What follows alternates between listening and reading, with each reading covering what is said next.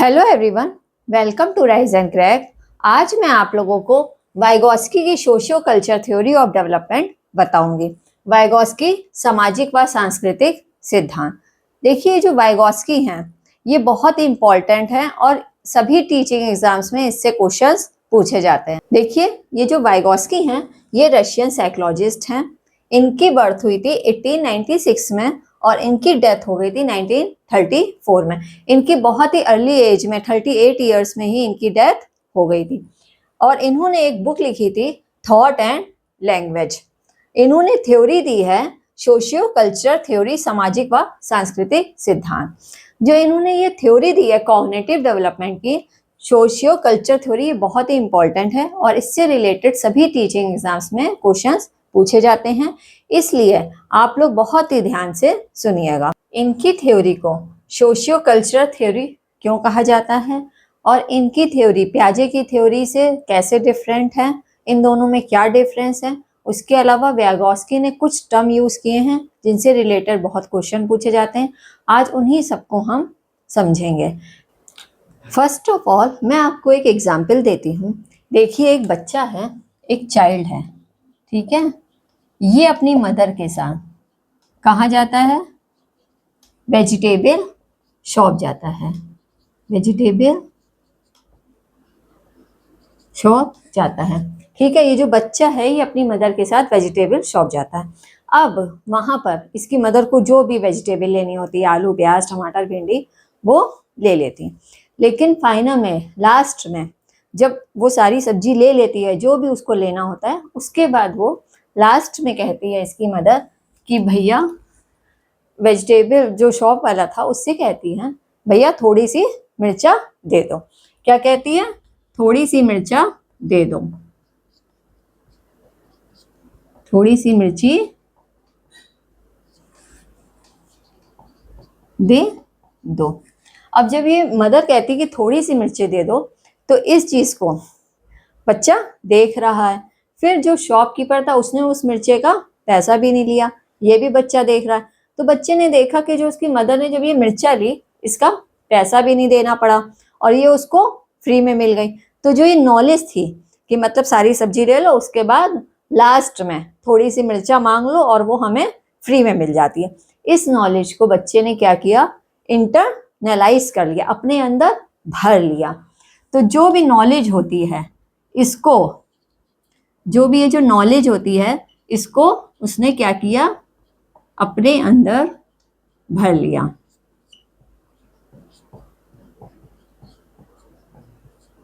तो ये जो नॉलेज होती है इसको जो अपने अंदर भर लेना ही क्या होता है? इंटरनलाइजेशन होता है। क्या होता है? इंटरनलाइजेशन।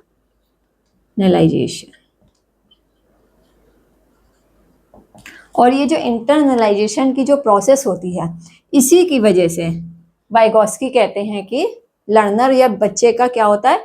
कॉग्निटिव डेवलपमेंट होता है। क्या होता है? कॉग्निटिव डेवलपमेंट होता है। तो देखिए, एक बार मैं आपको फिर से बताती हूँ। देखिए, एक बच्चा था, वो अपनी मदर के साथ वेजिटेबल शॉप पे गया। उसकी मदर ने सारी वेजिटेबल ले ली। उसके बाद लास्ट में बोला कि भैया थोड़ी सी मिर्चा दे दो। तो जो बच्चा था उसने इस नॉलेज को कि लास्ट में थोड़ी सी मिर्चा मांग लो, वो फ्री में मिल जाती है, इस नॉलेज को बच्चे ने अपने अंदर भर लिया। अब ये जो अपने अंदर नॉलेज को भर लेना होता है, यही क्या होता है? इंटरनलाइजेशन होता है। और इसी की वजह से, इंटरनलाइजेशन की प्रोसेस की वजह से ही बच्चे का कॉग्निटिव डेवलपमेंट होगा। तो देखिए, ये जो इंटरनलाइजेशन है कि उसने अपनी इस नॉलेज को जो भर लिया है, अब जब नेक्स्ट टाइम वो जाएगा तो वो भी इस नॉलेज का क्या करेगा? यूज करेगा। तो देखिए, ये जो इंटरनलाइजेशन की जो प्रोसेस है ये कहाँ हो रही है, ये किसकी वजह से हो रही है? तो वाइगोस्की कहते हैं कि जो ये इंटरनलाइजेशन की जो प्रोसेस होती है ये सोसाइटी के थ्रू होती है। देखिए, बच्चा कहाँ जा रहा है? वेजिटेबल शॉप में जा रहा है, अपनी मदर के साथ जा रहा है। तो ये सब क्या? ये सोसाइटी का तो पार्ट है। तो इस तरह वाइगोस्की कहते हैं कि जो इंटरनलाइजेशन की जो प्रोसेस होती है ये कहाँ होती है? सोसाइटी में होती है। तो इस तरह जो सोसाइटी और कल्चर होता है, सोसाइटी एंड कल्चर, तो वाइगोस्की कहते हैं कि जो सोसाइटी और कल्चर है इसके थ्रू बच्चा क्या करता है, इंटरनलाइज करता है नॉलेज को और उस नॉलेज को यूज करता है आगे, और उसी नॉलेज के द्वारा उसका, उसी इंटरनलाइजेशन की प्रोसेस के द्वारा उसका कॉग्निटिव डेवलपमेंट होता है। तो इस तरह से वाइगोस्की कहते हैं कि जो हमारी जो सोसाइटी है और जो कल्चर है, ये जो हमारी सोसाइटी और कल्चर है, इसमें ऑलरेडी बहुत सारी नॉलेज है और इस नॉलेज को बच्चा क्या करता है, इंटरनलाइज करता है और उसके द्वारा उसका कॉग्निटिव डेवलपमेंट होता है। तो इस तरह से वाइगोस्की कहते हैं कि जो ये सोसाइटी और कल्चर है, ये बच्चे के कॉग्निटिव डेवलपमेंट में बहुत ही इम्पोर्टेंट रोल प्ले करता है।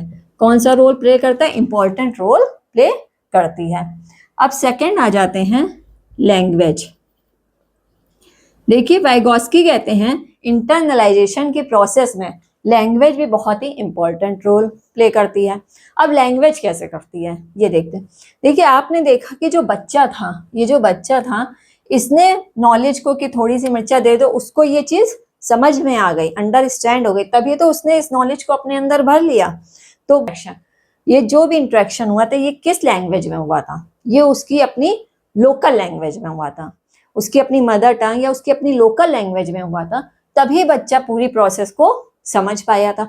अगर यही पूरी प्रोसेस, जैसे कि आप सपोज करिए बच्चा नॉर्थ का है ना, और वो चेन्नई चला जाता है और वहां पर कुछ भी हो रहा है, अगर सब लोग तमिल बोल रहे हैं तो बच्चे की नहीं समझ में आएगा कि क्या हो रहा है, तो वो कोई भी नॉलेज को अपने अंदर भर पाएगा, नहीं भर पाएगा।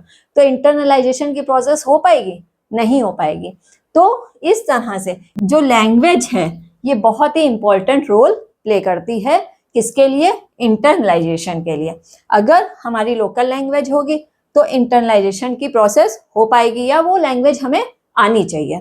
अगर हमें लैंग्वेज नहीं आती होगी तो हम इंटरनलाइज नहीं कर पाएंगे। तो इस तरह से वाइगोस्की कहते हैं कि इंटरनलाइजेशन की प्रोसेस के लिए सोसाइटी, कल्चर और लैंग्वेज तीनों ही बहुत इंपॉर्टेंट हैं। देखिए सोसाइटी और कल्चर में रहकर ही बच्चा क्या कर पाएगा, इंटरनलाइजेशन कर पाएगा।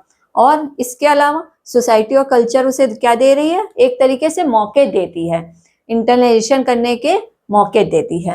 नेक्स्ट जो लैंग्वेज है, लैंग्वेज एक टूल है, एक माध्यम है, एक साधन है जिसके थ्रू बच्चा इंटरनलाइज कर पाता है। तो इस तरह से वाइगोस्की की थ्योरी को सोशियो कल्चर थ्योरी इसीलिए कहा जाता है क्योंकि वाइगोस्की ने सोसाइटी और कल्चर को बहुत ही ज्यादा इंपॉर्टेंस दी है। वो कहते हैं कि जो बच्चे का कॉग्निटिव डेवलपमेंट है उसमें सोसाइटी, कल्चर और लैंग्वेज ये तीनों ही बहुत इंपॉर्टेंट रोल प्ले करते हैं। देखिए जैसे कारपेंटर का वर्क है, तो अगर कोई कारपेंटर का बेटा होगा तो वो कारपेंटर का वर्क अपने फादर से सीख लेगा। तो इस तरह से वो क्या कर रहा है, इंटरनलाइज करेगा और उसका कॉग्निटिव डेवलपमेंट हो जाएगा। देखिए मैं आपको एक और एग्जांपल देती हूँ। एक मूवी थी, बहुत ही ओल्ड मूवी थी, उसमें एक स्मगलर होता है और एक पुलिस वाला होता है। तो जो स्मगलर होता है वो अपने बेटे को पुलिसमैन बनाना चाहता था, तो वो क्या करता है, वो अपने बेटे को पुलिसमैन के बेटे से एक्सचेंज कर लेता है। उसके बाद जब टाइम बीतता है और जब दोनों बड़े होते हैं तो जो पुलिस वाला का बेटा था, जो कि एक्चुअल में किसका था, स्मगलर का था, वो क्या बन जाता है, पुलिस वाला बन जाता है। लेकिन जो स्मगलर के पास जो बेटा था, जो कि एक्चुअल में किसका था बेटा, पुलिस वाले का था, वो क्या बन जाता है, स्मगलर बन जाता है। क्योंकि जो पुलिस वाले के पास जो बेटा था स्मगलर का, उसको पुलिस वाले की सोसाइटी और कल्चर मिला, इसलिए उसने वही अडॉप्ट किया, वही इंटरलाइज किया और वो पुलिस वाला बन गया। लेकिन जो स्मगलर के पास बेटा रह रहा था, उसको स्मगलर का जो सोसाइटी और कल्चर था वो उसको मिला, तो उसने वो सारी नॉलेज को इंटरनलाइज किया और इस तरह से वो भी स्मगलर बन गया। तो इस तरह से देखिए वाइगोस्की यही कहते हैं कि जो सोसाइटी और कल्चर होती है, हमें जैसी सोसाइटी और हमें जैसा कल्चर मिलता है, हम वैसी ही नॉलेज को इंटरलाइज कर लेते हैं और इस तरह से हमारी थिंकिंग डेवलप होती है और हमारा कॉग्निटिव डेवलपमेंट हो जाता है। देखिए अभी आप लोग को बहुत सारी थ्योरीज पढ़नी रहेंगी, 10-12 थ्योरीज तो एटलीस्ट आपको पढ़नी रहेंगी, तो इसलिए आपको कंफ्यूजन ना हो तो आप थोड़ी ट्रिक के साथ पढ़ा करिए। जैसे कि अगर आ जाए वाइगोस्की की सोशियो कल्चर थ्योरी, तो अगर आपको एग्जामिनेशन हॉल में कुछ भी कंफ्यूजन हो तो आप ये ट्रिक बना लीजिए कि वाइगोस्की की थ्योरी में वेजिटेबल शॉप का एग्जाम्पल है। देखिए वाइगोस्की में भी वी आ रहा है और वेजिटेबल शॉप में भी वी आ रहा है, तो आप हमेशा वाइगोस्की थ्योरी को वेजिटेबल शॉप से लिंक रखिएगा। तो जब आप वेजिटेबल शॉप का एग्जाम्पल सोचेंगे अपने माइंड में कि अच्छा हाँ वाइगोस्की की थ्योरी में वेजिटेबल शॉप का एग्जाम्पल था, मतलब कि बच्चा अपनी मदर के साथ वेजिटेबल शॉप गया, तो वेजिटेबल शॉप कहाँ है? सोसाइटी में है। तो इस तरह से वाइगोस्की ने सोसाइटी को बहुत इंपॉर्टेंस दी है। तो जब वो वहां पे वेजिटेबल शॉप पे गया है तो क्या हो रहा है वहां पे इंटरेक्शन हो रहा है, उस इंटरेक्शन को बच्चा सुन रहा है और उसके थ्रू जो वहां पे जो नॉलेज है उसको बच्चा इंटरलाइज कर रहा है, अपने अंदर भर रहा है। तो जो ये जो इंटरेक्शन हो रहा है ये किसके थ्रू हो रहा है? इसका मीडियम क्या है? इसका मीडियम लैंग्वेज है, मतलब कि बच्चा लैंग्वेज के थ्रू ही सब कुछ समझ रहा है। तो इस तरह लैंग्वेज को भी वाइगोस्की ने बहुत इंपॉर्टेंस दी है। तो इस तरह से आप थोड़ा सा जैसे अपने आप से थोड़ा ट्रिक बना बना के याद किया करिए। तो इस तरह से वाइगोस्की ने सोसाइटी, कल्चर और लैंग्वेज इन तीनों को बहुत ज़्यादा क्या दी है? इम्पोर्टेंस दी है। किसके लिए? For cognitive development. Cognitive development. लेकिन जो पियाजे हैं, पियाजे ने सोसाइटी, कल्चर और लैंग्वेज को क्या किया था? इग्नोर किया था। इन्होंने सोसाइटी और कल्चर को क्या किया था? पियाजे ने इग्नोर किया था। इन्होंने किसको इंपॉर्टेंस दी थी? पियाजे ने बायोलॉजिकल मैच्योरेशन या परिपक्वता को इंपॉर्टेंस दी थी। इन्होंने कहा था कि जो मैच्योरेशन होता है, जो बायोलॉजिकल मैच्योरेशन होता है, इसी की वजह से बच्चे का क्या होता है? कॉग्निटिव डेवलपमेंट होता है। कॉग्निटिव डेवलपमेंट होता है। तो इस तरह से जो वाइगोस्की हैं इन्होंने सोसाइटी, कल्चर और लैंग्वेज को इंपॉर्टेंस दी, लेकिन पियाजे ने सोसाइटी और कल्चर को इग्नोर किया और इन्होंने मैच्योरेशन को इंपॉर्टेंस दी थी। तो यही वन इनका मेजर डिफरेंस है पियाजे की थ्योरी का और वाइगोस्की की थ्योरी का। देखिए मैं पियाजे और वाइगोस्की की थ्योरी का एक और वीडियो बनाऊंगी जिसमें मैं इन दोनों की थ्योरी में क्या क्या डिफरेंस है उसको एक्सप्लेन करूंगी। अभी हम आगे चलते हैं। देखिए वाइगोस्की ने अपनी सोशियो कल्चर थ्योरी में कुछ टर्म्स दिए हैं जिससे रिलेटेड क्वेश्चन पूछे जाते हैं।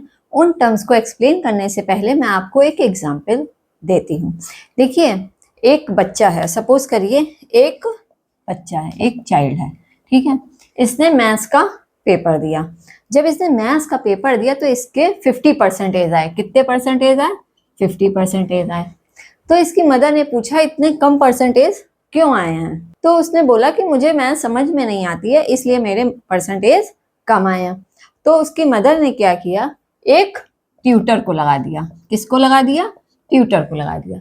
जब मदर ने ट्यूटर को लगाया तो बच्चे ने भी बहुत हार्ड वर्क किया और उसके अब 70% आ गए। अब कितने आ गए? 70% आ गए। तो देखिए इसको मैं फिर से एक बार समझाती हूँ। देखिए जो बच्चा था जब उसको ट्यूटर लगाया गया था तो ट्यूटर की हेल्प से, ये जो ट्यूटर है इसकी हेल्प से बच्चे के कितने आए परसेंटेज? अब 70% आए, ठीक है।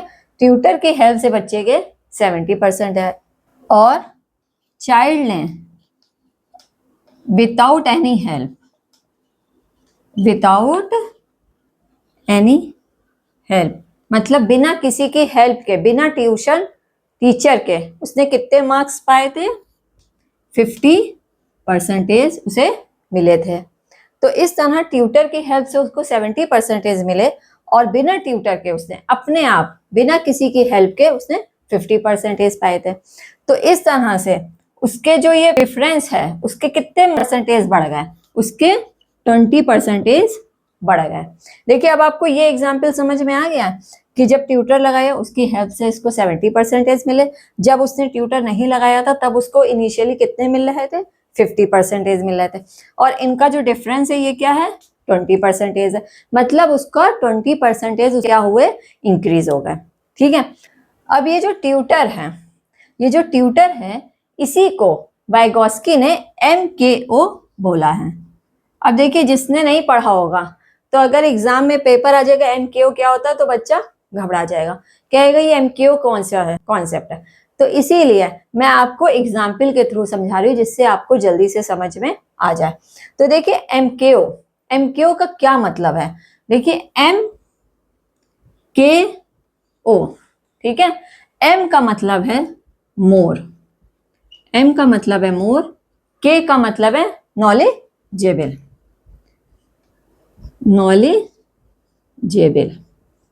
और O का मतलब है अदर, मतलब मोर नॉलेजेबल अदर। MKO का मतलब है मोर नॉलेजेबल अदर। तो जो ट्यूटर है ये क्या है, MKO है। क्यों है MKO? देखिए, जो ट्यूटर है इसकी नॉलेज बच्चे से ज्यादा होगी या कम होगी? इसकी नॉलेज हमेशा बच्चे से क्या होगी, ज्यादा होगी। तो मतलब ये मोर नॉलेज रखता है किस चीज में, मैथ्स में।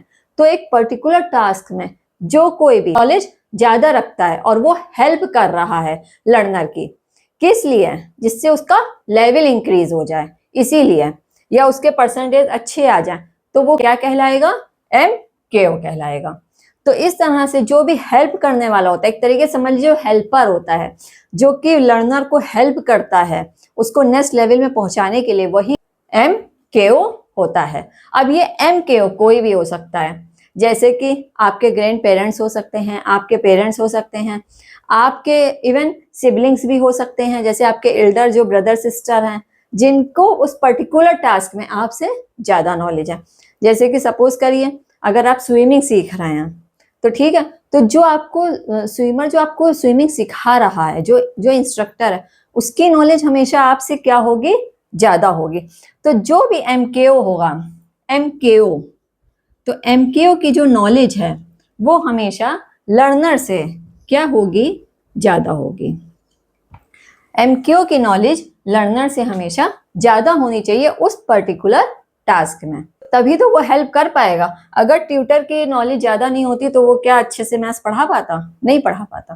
तो इसीलिए वाइगोस्की कहते हैं कि जो हेल्पर होता है वही MKO होता है। तो अब ये जो MKO है ये कोई भी हो सकता है। देखिए, एक बच्चा 8th स्टैंडर्ड में है, किसमें है, 8th स्टैंडर्ड में है, एक बच्चा 5th स्टैंडर्ड में है, ठीक है। अब आप सपोज करिए कि 8th स्टैंडर्ड वाला बच्चा 5th स्टैंडर्ड वाले बच्चे की हेल्प कर पाएगा? हाँ, वो कर लेगा। क्यों?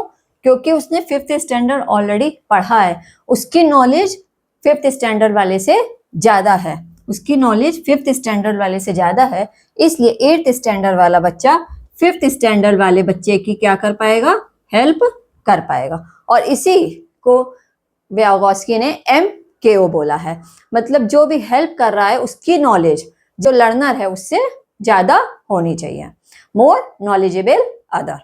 ठीक है, अब आपको MKO समझ में आ गया होगा। अब हम आगे चलते हैं। देखिए, ये जो ट्यूटर था जिसको कि वाइगोस्की कहते हैं MKO है, तो ये हेल्प कर रहा है तभी तो 70% आ रहे हैं। तो जो ये हेल्प है, ये जो हेल्प है, इसको क्या बोला है वाइगोस्की ने, स्कैफोल्डिंग, स्कैफोल्डिंग।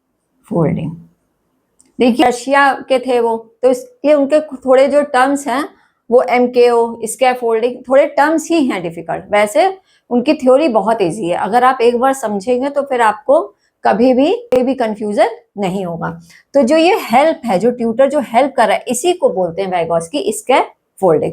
तो स्कैफोल्डिंग क्या है, MKO द्वारा जो MKO जो ये हेल्प दे रहा है, इसी हेल्प को वाइगोस्की ने क्या बोला है, इसी हेल्प को वाइगोस्की ने स्कैफोल्डिंग बोला है। तो इसी को इन्होंने स्कैफोल्डिंग बोला है। तो जो ये स्कैफोल्डिंग है ये क्या होती है, ये जैसे देखिए हिंट हो सकती है, क्लू हो सकती है, या सपोर्ट हो सकता है, या गाइडेंस हो सकती है, इंस्ट्रक्शन हो सकती है।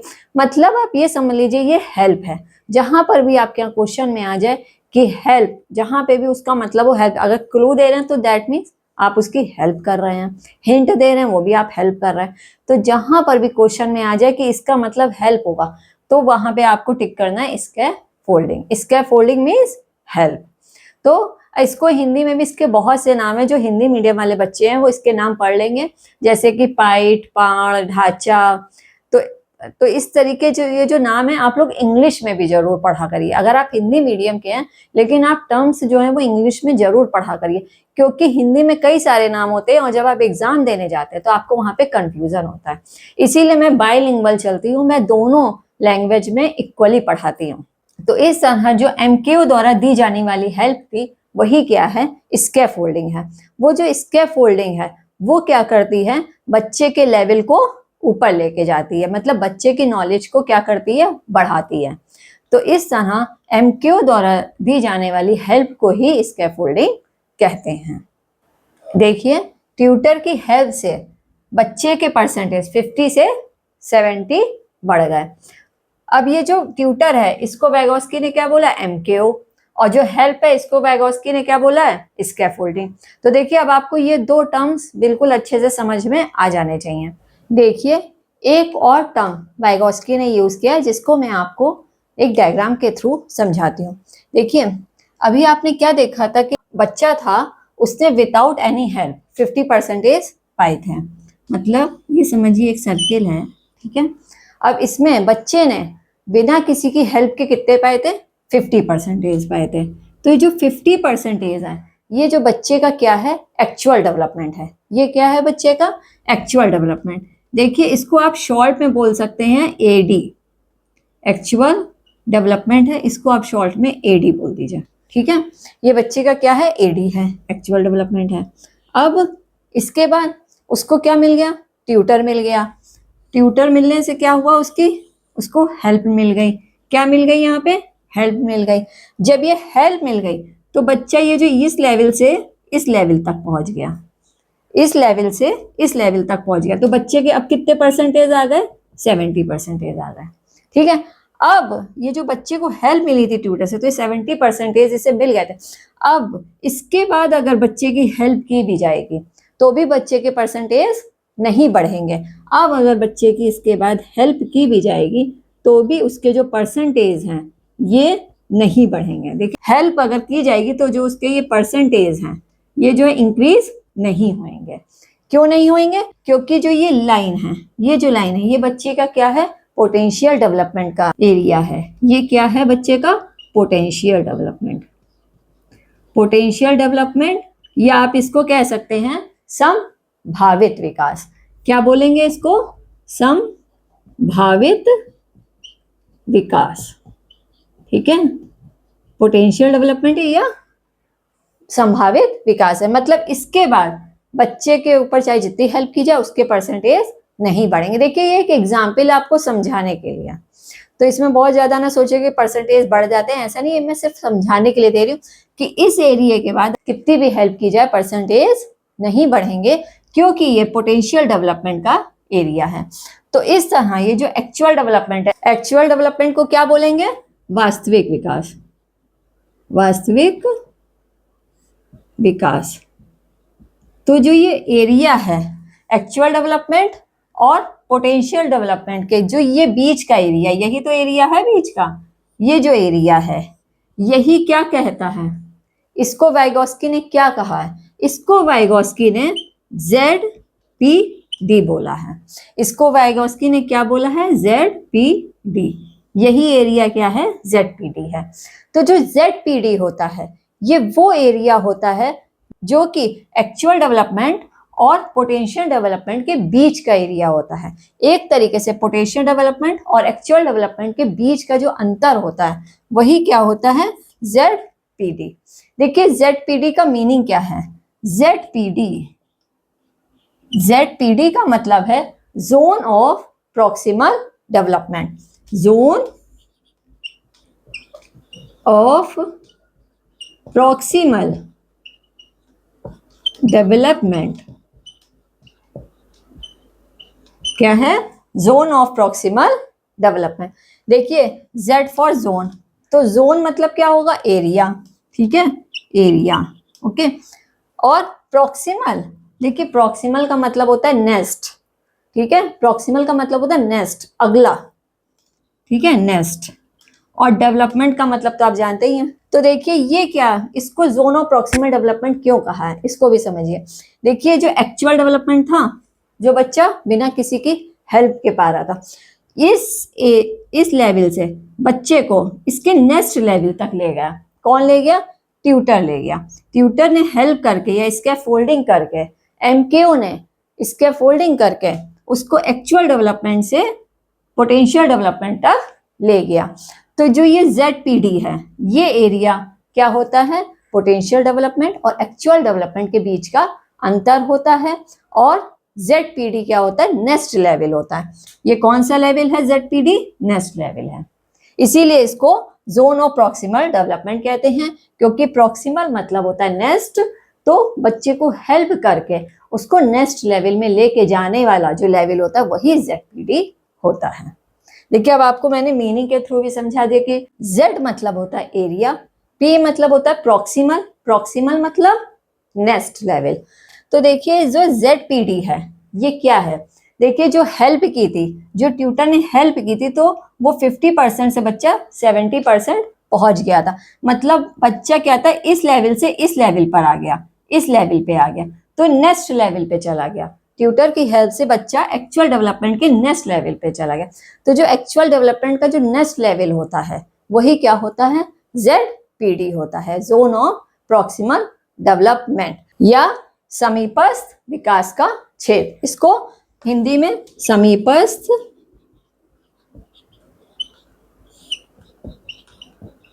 विकास का क्षेत्र भी बोलते हैं।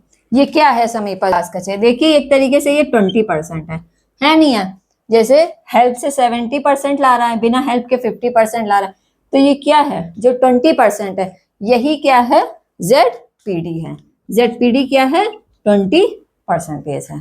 देखिए ZPD को बहुत सारे फैक्टर इफेक्ट डालते हैं, जैसे age, family, society, culture, individual differences, ये सभी ZPD को इफेक्ट डालते हैं। देखिए जो एमक्यू ने इंस्ट्रक्शन दी थी या जो हेल्प की थी उसको बच्चा समझता है, सबसे पहले उसको समझता है, फिर उसको अपने अंदर भरता है, इंटरलाइज करता है। जब वो इंटरलाइज कर लेता है उसके बाद वो जो उसका एक्शन होता है उसको गाइड करता है, और इस तरह से फिर उसके बाद रिजल्ट में उसका कॉग्निटिव डेवलपमेंट हो जाता है। जैसे कि सपोज करिए अगर स्विमर है, इंस्ट्रक्टर है, अब वो क्या कर रहा है? बच्चा है, उसको बताएगा कि उसको कैसे हाथ चलाने हैं, कैसे पैर चलाने हैं, तो वो उसको इंस्ट्रक्शन दे रहा है। फिर उस इंस्ट्रक्शन को चाइल्ड क्या कर रहा है? बच्चा समझ रहा है, समझ के उसने अपने अंदर भर लिया, भर के फिर उसने वैसे ही हाथ और पैर चलाए, मतलब अपने एक्शन को रेगुलेट किया, उसी तरह के अकॉर्डिंग उसने अपने हाथ पैर चलाए। देखिए अब मैंने आज आप लोगों को वाइगोस्की की सोशियो कल्चर थ्योरी के ऑलमोस्ट जो भी इंपॉर्टेंट चीजें थी वो कवर कर दी हैं। नेक्स्ट वीडियो में मैं आप लोग को पियाजी और वाइगोस्की ने जो लैंग्वेज को रिलेटेड जो उनके थॉट्स हैं उसको मैं एक्सप्लेन करूंगी, और पियाजी और वाइगोस्की में क्या क्या डिफरेंसेस हैं उनकी थ्योरीज में, इसको मैं डिस्कस करूंगी। अगर आपको मेरी वीडियो पसंद आई हो तो प्लीज़ लाइक एंड शेयर करिए। अगर आपको कोई डाउट हो या आप किसी भी टॉपिक पे वीडियो चाहते हैं तो प्लीज़ कमेंट करिए। अगर आप इसी तरह की और वीडियो देखना चाहते हैं तो प्लीज़ सब्सक्राइब करिए rise and crack, rise and crack subscribe करिए। Thank you for watching. Next video में मिलते हैं।